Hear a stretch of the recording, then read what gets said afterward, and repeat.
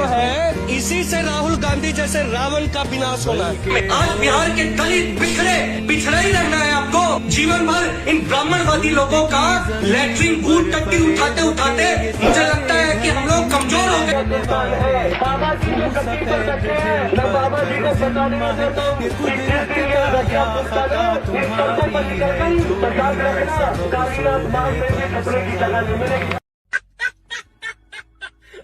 बहुत नीचा आदमी। नेताजी शो में आपका स्वागत है। अगर आपको रोस्ट पसंद है तो इस वीडियो को like, share it with your friends, drop a comment below और subscribe.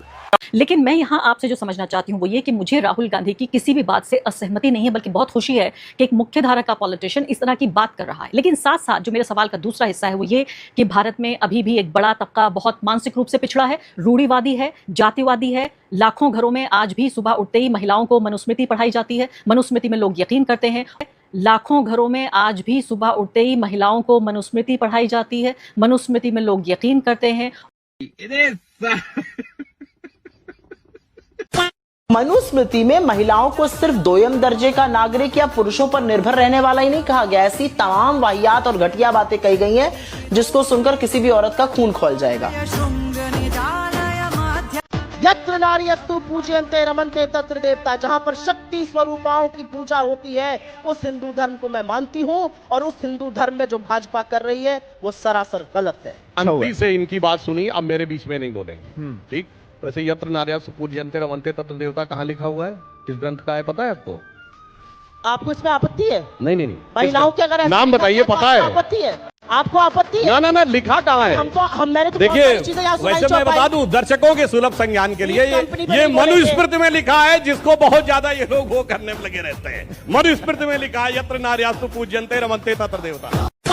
Now corruption is hitting your government. BJP is calling for the resignation of your minister, Mr. Nagendra, saying there is corruption in the Valmiki scheme. Do you believe that corruption is something which in Karnataka is now permanently staying? I don't know about the cause of the election. I don't know how you have got these numbers. Who gave you these numbers? I don't know. You have to ask him. Sir, I got this number from many of your MLAs. Tell me that they have to pay a lot of money to fight an election. 3 लोग हरियाणा के रोहतक के रहने वाले हैं। चौथा साहिल चौधरी है जो फतेहपुर का रहने वाला है। फिलहाल जयपुर में रह रहा था। आरोप है साहिल चौधरी प्रदेश कांग्रेस महासचिव आरसी चौधरी का बेटा है। अभी इसकी जांच चल रही है। पुलिस के मुताबिक नगर निगम के चुनाव को लेकर गाड़ियों की जांच पड़ताल चल रही थी और उसी दौरान एक गाड़ी से 4,30,000 से ज्यादा नकली नोट मिले। पुलिस की जाँच में सामने आया जाली नोटों की खेप बांग्लादेश से आई है। गिरोह का सरगना अमन राणा मेरठ का रहने वाला है। फिलहाल कोलकाता से रहकर नकली नोटों के गिरोह को ऑपरेट कर रहा है। उसकी गिरफ्तारी की कोशिशें जारी हैं। गिरफ्तार अभियुक्तों के पास 2 लग्जरी गाड़ियां भी मिली। आजकल बीजेपी वाले पंजाब के स्कूलों को बदनाम करने में लगे हुए हैं। मात्र 4.5 साल के अंदर हमने पंजाब के स्कूल इतने शानदार बना दिए हैं। आज पंजाब पूरे देश में नंबर 1 है सरकारी स्कूलों के एजुकेशन में। Wake up to reality. एक तरफ पंजाब सरकार ये दावा करती है कि केवल 500 स्कूल ऐसे बचे हैं जिनमें सुधार होना बाकी है, और दूसरी तरफ आज तक को लगातार ऐसे स्कूल पंजाब में मिलते हैं जहां लंबे समय से स्कूल प्रशासन अपनी शिकायत करता है, लेकिन दावा है कि कोई सुनने वाला नहीं और कोई सुनता ही नहीं। जहां कैबिनेट मंत्री अमन अरोड़ा के इलाके का सरकारी स्कूल देखिए, संगरूर के अंदर पड़ता है। ये आप देख सकते हैं 100 से ज्यादा बच्चे हैं। एक पुरानी बिल्डिंग, और आप देखिए यहीं पे बीच में आपको प्याज नजर आएंगे, मिड डे मील का जो सामान है। इसी साल फरवरी के महीने में मीडिया के सामने फाजिल्का के स्कूल की तस्वीर छपी। बिना छत के स्कूल में पढ़ते इन बच्चों ने पंजाब सरकार को बगले झांकने को मजबूर कर दिया। स्मार्ट स्कूल के हम दूसरे एक हिस्से में आए हैं और आपको दिखा सकते हैं कि ये है, आपको पूरी जो बिल्डिंग है वो जर्जर है। देख सकते हैं किस तरह से यहाँ पे सब कुछ टूट फूट हो चुकी है। यहाँ पे एक क्लासरूम बना जरूर है, लेकिन बच्चे कोई पढ़ते नहीं है, और इसका कारण ये है कि इसे अनसेफ ही डिक्लेयर कर दिया गया। 100 कमीने मरे थे तब एक केजरीवाल पैदा हुआ था। केजरीवाल कमीना है, केजरीवाल घटिया है, केजरीवाल मायावी राक्षस है। अभी बता है भाई, अभी बता है, अभी तूने किया ना, अभी बता है।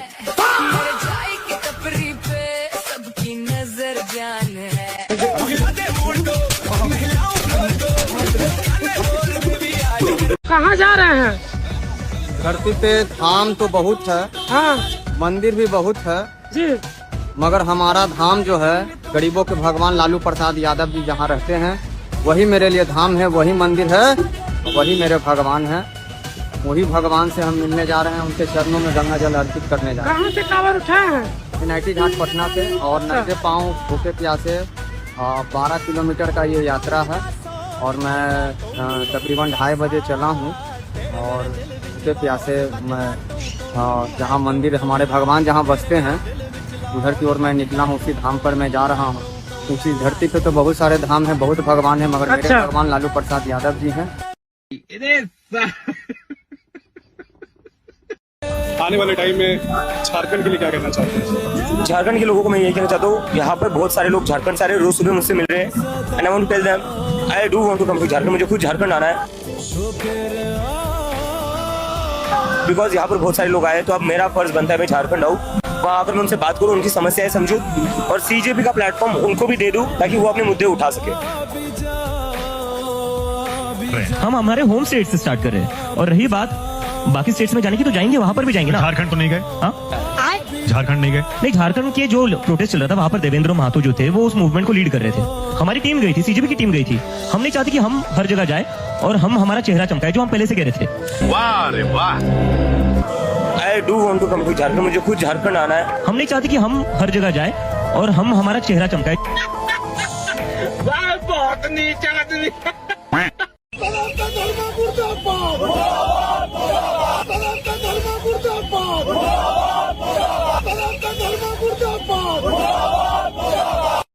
ये वीडियो उन लोगों के लिए है जो कहते थे एक धर्मेंद्र प्रधान के इस्तीफे से क्या होगा। It's done bro, it's done. खानदानी चोर है क्या? इनका दादा चोर, बाप चोर, अब ये भी चोर। ये पैसे नहीं क्रेडिट चुराते हैं। राजस्थान में अगर 12,500 करोड़ की मंजूरी मिली है ना स्कूलों के बजट के लिए, तो उसमें से 12,300 करोड़ का एक्शन प्लान ऑलरेडी मार्च 20 तारीख को 2026 में सबमिट हो चुका था।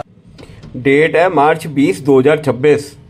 भजन लाल शर्मा की गवर्नमेंट के द्वारा, ठीक है, जिसमें से 3,000 करोड़ ऑलरेडी सैंक्शन हो चुके हैं, 1,200 करोड़ ऑलरेडी सैंक्शन हो चुके हैं फॉर रिपेयर वर्क, ठीक है। 3,500 स्कूल की ऑलरेडी नए स्कूल बिल्डिंग्स की प्लानिंग चल रही है। ऑडिट, समीक्षा, ये सब समग्र शिक्षा स्कीम के अंडर आता है। एक दिन में 4 दिन बैठ के बात करके अनाउंस नहीं कर देते हैं कि भजन लाल शर्मा 12,500 करोड़ देंगे क्योंकि सीजेपी वाले आए थे और पिट के गए बेचारे, तो उनके सम्मान में हम ये लॉन्च कर रहे हैं। ऐसा नहीं है भाई, बहुत सर्वे होता है, एग्जामिनेशन होती है, कहां बिल्डिंग्स बनेगी, कहां कितना पैसा लगेगा, कितने रुपए खर्च होंगे स्कूल बनाने में, टॉयलेट बनाने में, डिजिटल एजुकेशन देने में। और ये प्लान ऑलरेडी 20 मार्च की न्यूज है यार। 12,300 का प्लान सबमिट किया था भजन लाल ने।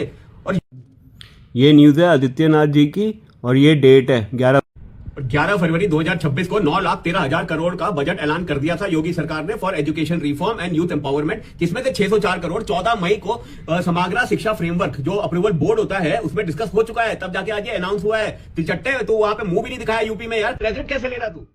कल को आशुतोष रंका, सौरभ दास मिलकर एक बच्चा करेंगे ना, तो ये उसका भी क्रेडिट लेगा कि मैं इनका बाप हूँ। So a random guy joined Abhijit Dipke's Instagram live and asked him to inspect the schools in state Punjab too. इतने में अभिजीत दिप्के हंसने लगता है और कहते हैं यार ये जोकिंग। फिर एक्सक्यूज आता है कि प्रोटेस्ट की वजह से उनके हेल्थ कंडीशन बहुत खराब है, मगर वो आएंगे एक दिन, और वो एक दिन कभी भी नहीं आएगा क्योंकि सर को सिर्फ बीजेपी रूल स्टेट्स जैसे यूपी में अपना ये सो कॉल्ड इंस्पेक्शन करना है क्योंकि अगले साल है यहाँ पर इलेक्शंस। मगर मैं आपको आमंत्रण देती हूँ सर कि आप आइए और देखिए कि कैसे यूपी के 31,000 से ज्यादा स्कूलों में यहाँ पर स्मार्ट क्लासेस है, 14,000 से ज्यादा स्कूलों में आईसीटी लैब्स है और सर्वोदय विद्यालयों में एसी, वुडन फ्लोरिंग और स्मार्ट क्लासेस जैसी सुविधाएं हैं विद बेटर लर्निंग एनवायरनमेंट। मगर इसके साथ मैं निवेदन भी करती हूँ कि आप अपने फैंस के कहने पर एक बार पंजाब जाइए और वहाँ स्कूल ठीक करो आंदोलन के साथ साथ एक बार नशा मुक्ति आंदोलन भी चलाइए।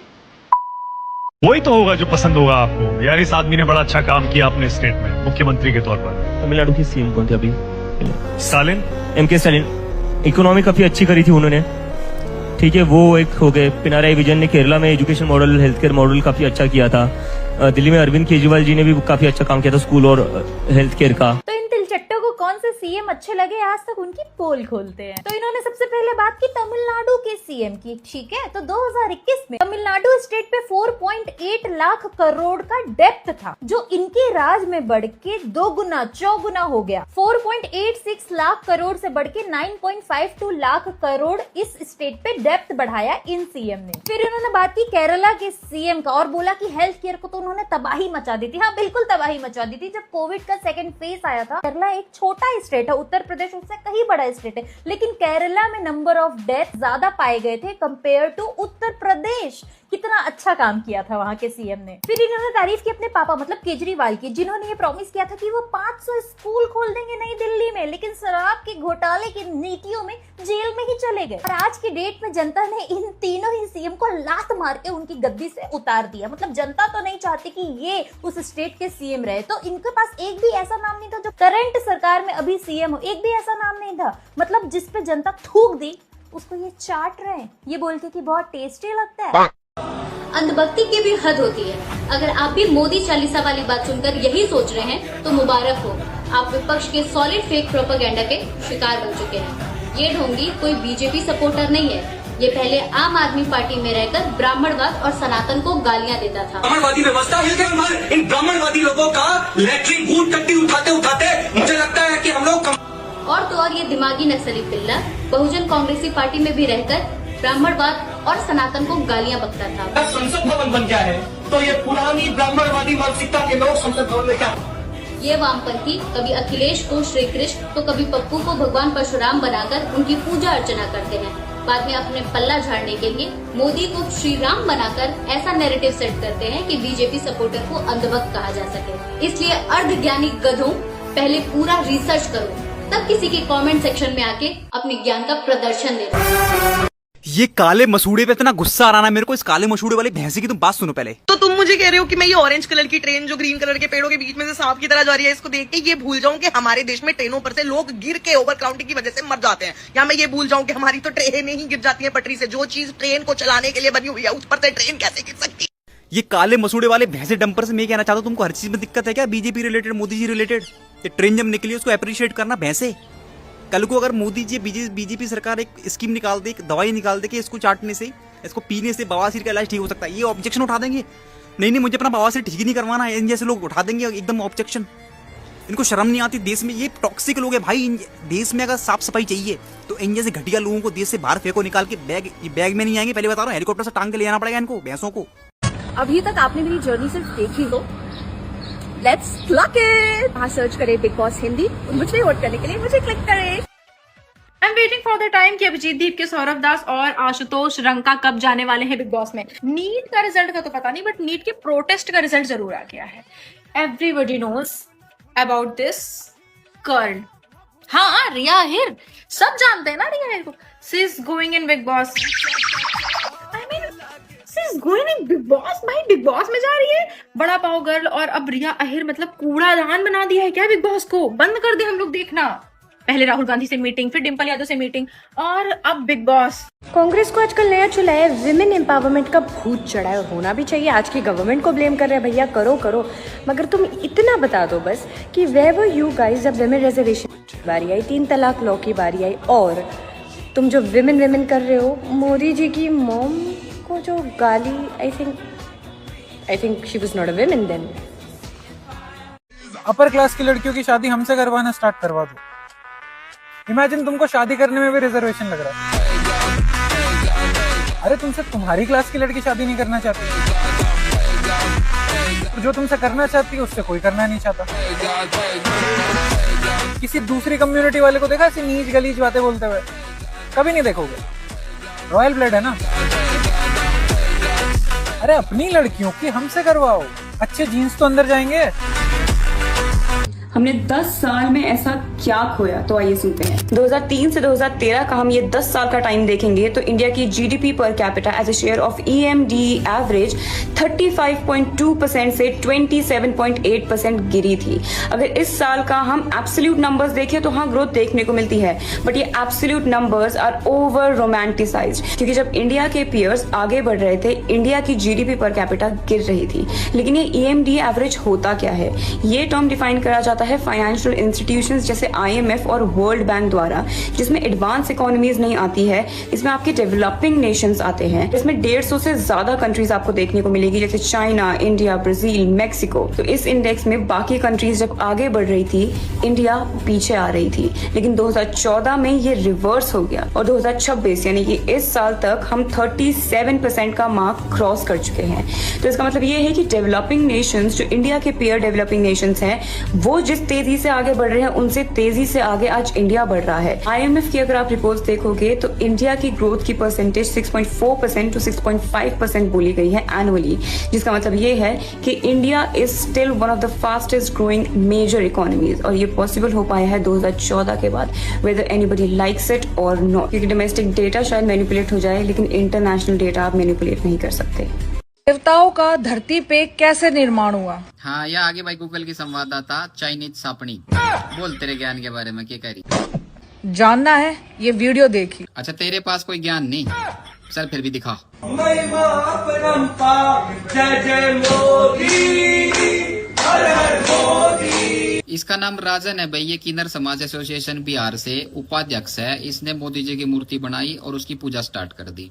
एज ए सनातनी ये ठीक नहीं लगता, क्योंकि भाई जो भगवान है, जो भी हमारे आराध्य है, उनका स्थान अलग है।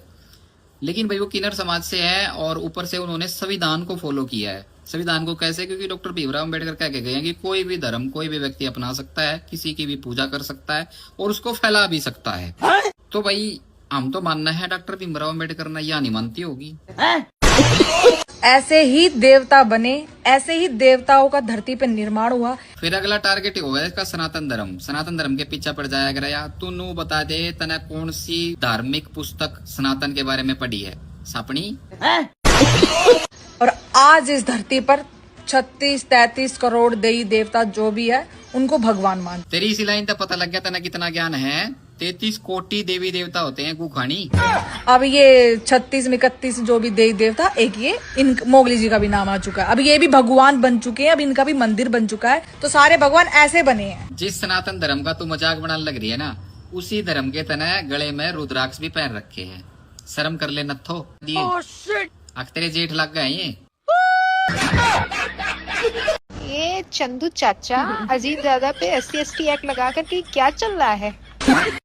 लांडो देखो अपने चाचा को फूले नहीं समा रहे हैं। और देखो अभी तू समझा? चंदू चाचा कब से इंटरेस्ट आने लगा ये सब में, लेकिन ये साला कर क्या रहा है? उल्टा पकड़ा है। बस कर दो चाचा, वो MRI स्कैन है, SC/ST स्कैन नहीं। भाई खुद को शेर बताने वाले चंद्रशेखर रावण ने अजीत भारती पर SC/ST का मुकदमा दर्ज करा दिया है, क्योंकि अजीत भारती ने चंद्रशेखर रावण को मतलब ये कह दिया। अब कमाल की बात यह है कि SC/ST का मुकदमा तब दर्ज होता है जब किसी SC/ST को जाति सूचक शब्दों से अपमानित किया जाता है, और सौभाग्य से हमारे देश में चू कोई जाति नहीं है। अब चंद्रशेखर रावण जाति समझता है तो वो खुद मतलब ये उसकी गलती है, अजीत भारती की नहीं। अजीत भारती ने ऐसा इसलिए कहा क्योंकि चंद्रशेखर रावण के किसी पालतू पिल्ले ने अजीत भारती को ये कह दिया कि तेरी बहन की शादी चंद्रशेखर रावण से करवा दे। चंद्रशेखर रावण से जो सोशल मीडिया पर सवर्णों की बहन बेटियों को माँ बहन की गालियां देता है। अगर अजीत भारती की जगह राहुल गांधी, अखिलेश यादव, चिराग पासवान, मायावती और खुद मोदी जी होते तो वो भी चंद्रशेखर रावण को वही कहते जो अजीत भारती ने कहा है। और यकीन ना आए तो इन लोगों से पूछ कर देख लो, क्या ये अपनी बहन बेटियों की शादी सोच वाले चंद्रशेखर रावण से करवाएंगे? बिल्कुल नहीं। इसलिए अजीत भारती के समर्थन में अपनी आवाज उठाइए।